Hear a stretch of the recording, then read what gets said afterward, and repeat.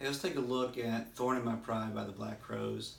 It's a new learn for me, but I really enjoyed working it up, and if it's new to you, I think you will too. It's a lot of fun to play. So one thing for sure at the front here is the studio track, and then sort of what other tutorials, which are really, really good, and the live versions of the Black Crowes vary a lot. Which I think it's just that kind of song. You can take a lot of liberty with the licks in it. I'm going to try to stay as close to the studio track as I can, because that's one that we can all have in common.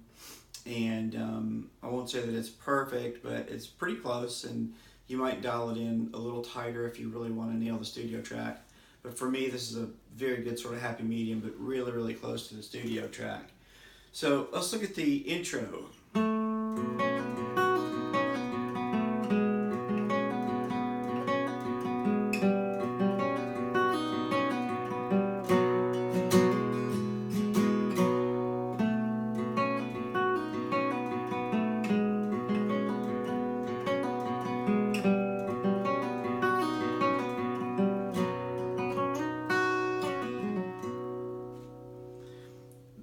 The key that I keep in mind on this is this walking bass on the D string.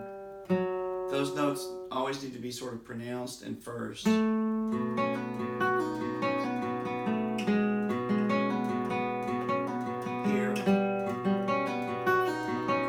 And here.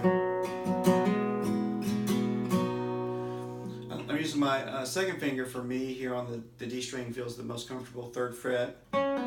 A pull up on G string 2 and B string 3 using my 1st and my ring finger. And I just kind of do this sort of alternating drone on the free spaces between the A string and the G string. Again, starting with that note. This is just a pull off on the 2nd fret of the G string.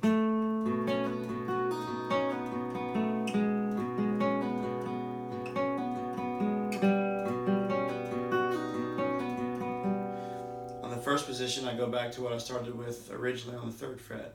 Then just open. Maybe a little strum. 1st fret B, 2nd fret D. Back again.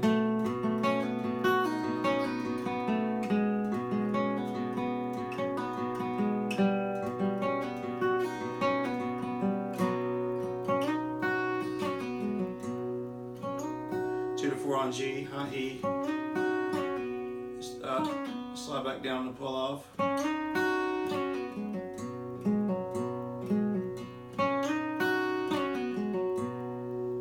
I just sort of, that feels natural to me. I won't say it's 100% like the studio, but it's pretty close.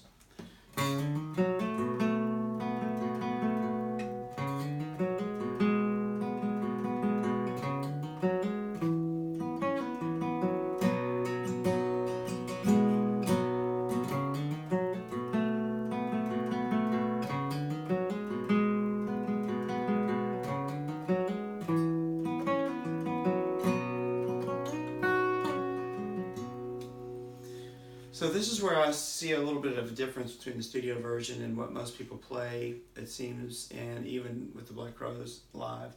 A lot of people want to go back in the verse and play the same things that we just learned in the intro, but to my ear, it's just not there in the studio track. Sort of has this arpeggio. Not this. So we're doing a hammer on from 2 to 3 and 3 to 4. And then our 1st note again is a swacking bass line. This is the arpeggio for me. 2nd fret. And then landing on the 5th fret here of the A string. And then the pull off again here on the 2nd fret.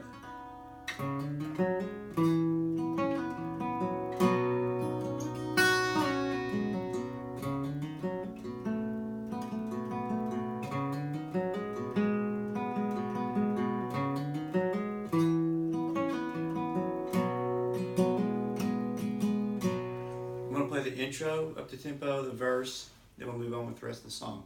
This is the most intensive part, so we'll move through fairly quick after this. Intro. Sorry.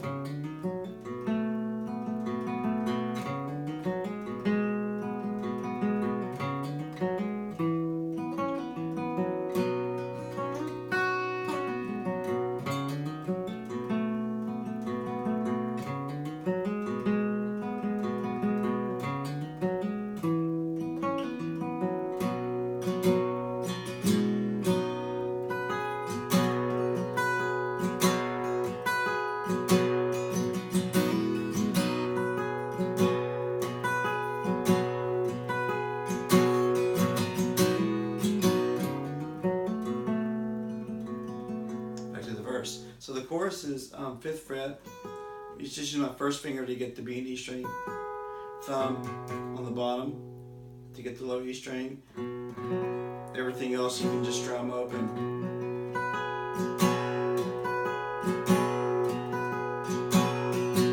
One thing I would maybe emphasize here is strum, strum, strum, strum. There's sort of a hit there.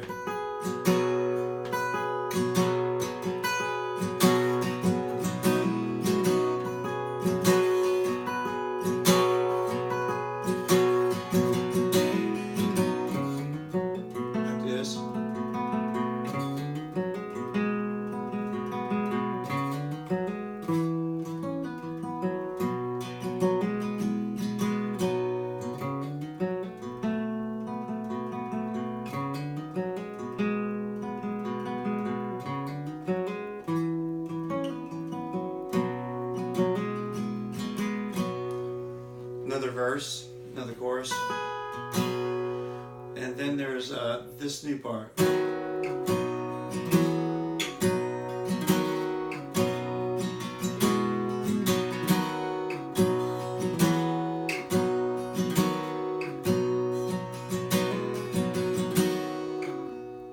So B string 3, A string 4.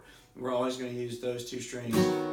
Slide down 2 frets to 1 and 2, and then open.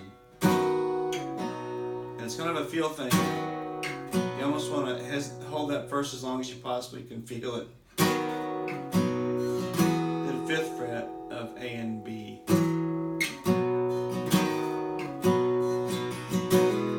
Now go back to my D string there.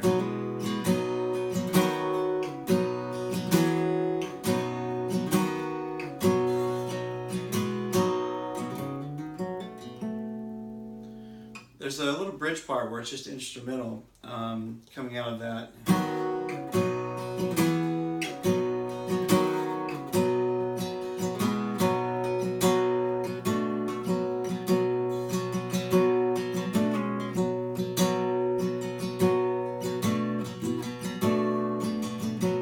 The acoustic guitar in the studio track all but disappears, but if you're going to play it, and you need to play something, I guess, I would just keep it simple with the open 4 strings in the middle,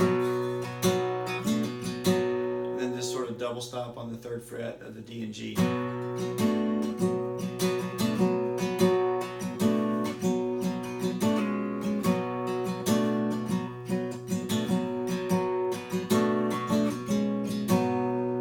Something like that. That's really just totally my interpretation there. It's nearly impossible to hear anything in the studio track with all the electric guitars going on. Double stops on 2 and 5 would work, or 3 and 5 and 3, 2 and open would work there. Eventually it's going to come back to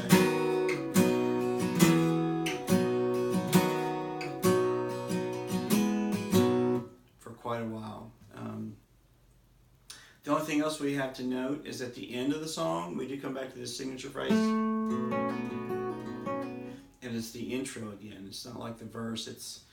It ends, and begins in the same way. So coming out of